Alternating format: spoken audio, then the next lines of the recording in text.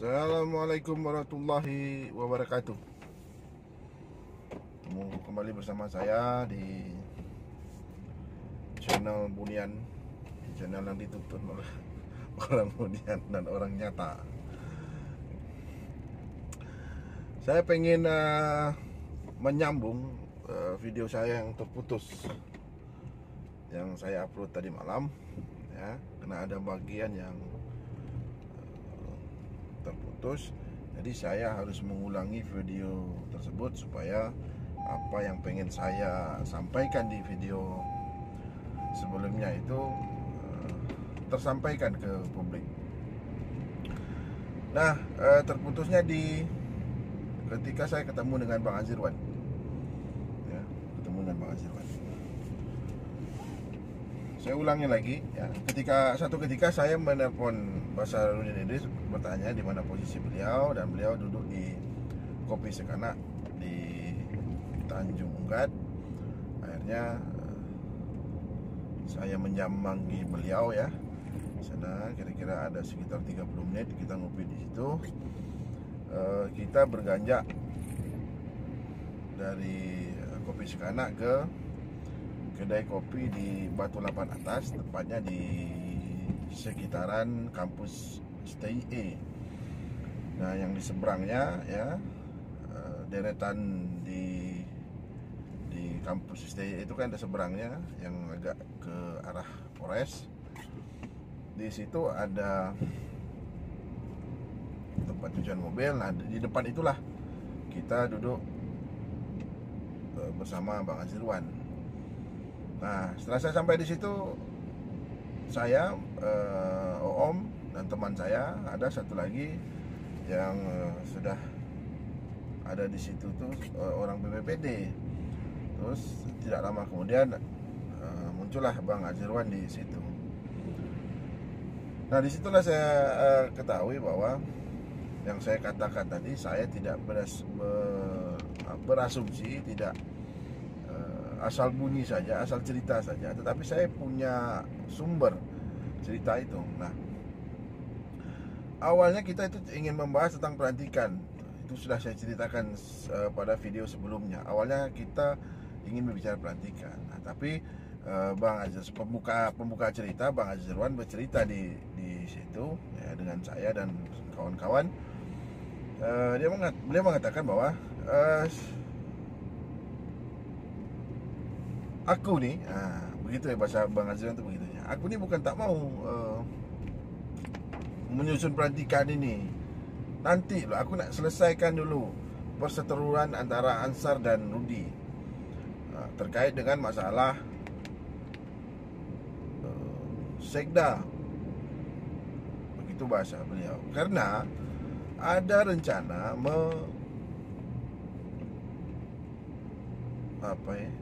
mengulangi, ya, atau merevisi perjanjian yang sudah dibuat. Nah, disitulah saya mengetahui bahwa mulai terjadi perselisihan antara Rudi, ya, yang tentunya di pihak wakil gubernur dengan gubernur saat ini Bang Ansar. Nah, kenapa terjadi ingin merevisi? Dari bahasa Bang Azirwan mengatakan bahwa di Batam itu kan perolehan suara tidak signifikan. Nah, tidak signifikan. Maka ya bolehlah kita merevisi itu, ya, merevisi ulang perjanjian itu. Nah, tentu dari kubu Nasdemnya Bang Rudi tidak mau, dan itulah awal punca masalah keretakan hubungan antara gubernur dan wakil gubernur. Tidak seperti yang diceritakan di dalam konferensi pers yang dilakukan oleh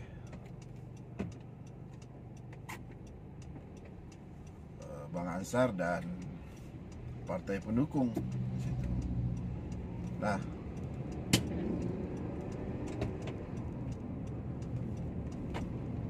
karena apa? Karena kalau itu yang jadi dasarnya, seharusnya sudah bubar dari kemarin. Kenapa dipertahankan?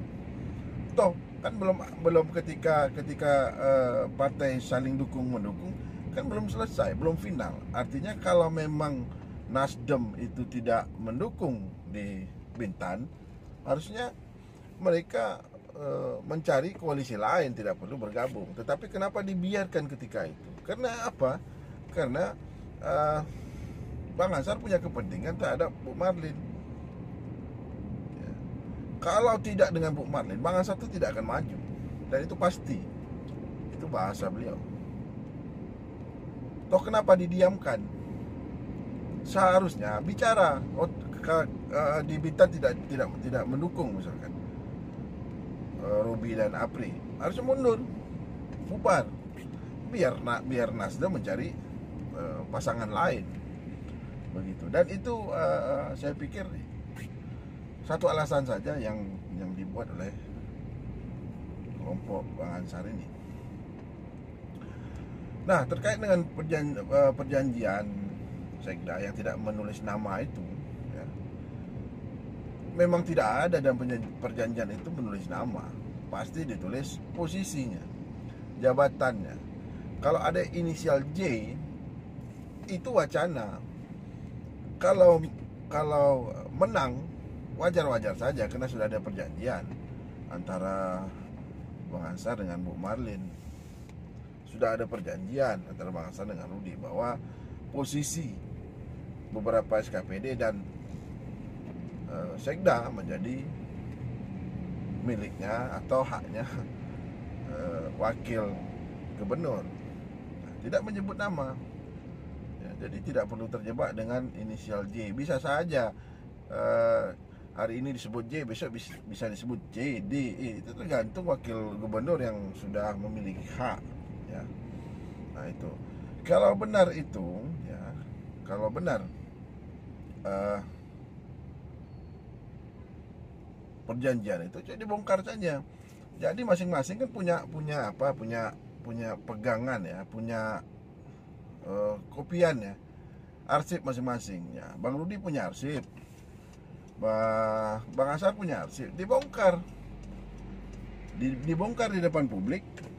Ini arsipnya, apa isinya, apa perjanjiannya, benarkah bahwa beberapa SKPD dan Sekda itu menjadi haknya wakil gubernur, supaya tidak ada pertanyaan lagi di tengah masyarakat. Nah betul, misalkan bahwa ternyata tidak ada atau ternyata ada, jadi tidak apa ya, tidak menjadi pertanyaan berkepanjangan, gitu.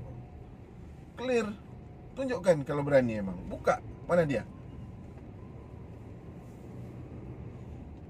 Ini tidak cuma berbicara saja, dan itu tidak menjawab pertanyaan. Sudah video awal saya katakan bahwa itu tidak menjawab pertanyaan publik terkait dengan perseteruan antara gubernur dan wakil gubernur. Itu yang pengen saya lanjutkan. Itu dibongkar saja, ambil itu berkas perjanjian itu, dibukakan di depan publik, ditunjukkan ke media biar publik tahu ini isi perjanjiannya. Benar tidak? Nah, gitu. Benar tidak Sekda itu menjadi haknya wakil gubernur. Selesai. Selagi barang itu disembunyi, orang tidak akan tahu. Itu satu. Yang kedua, saya ingin menanggapi juga yang kata Bang Ansar, saya tidak akan membawa semuanya orang Bintan, misalnya pejabat Bintan. Kita akan ambil Batam, Natuna, Anambas, Lingga, satu-satu, ya. Saya pikir oke aja, tidak ada masalah. Cuman Bang Ansar sambil melirik ke sebelah saudara Hasan itu, kecuali yang ini, gitu. Nah, kecuali yang ini, gitu. Emang apa urgensinya, gitu? Kecuali yang itu, seberapa penting dia harus diganti, dia harus menduduk posisi itu. Padahal kalau pejabat lama juga bisa melakukan hal yang sama, mungkin lebih berpengalaman lagi di pejabat lama itu. Kalau sekedar cuma humas, tidak urgen dan tidak penting, biarkan saja.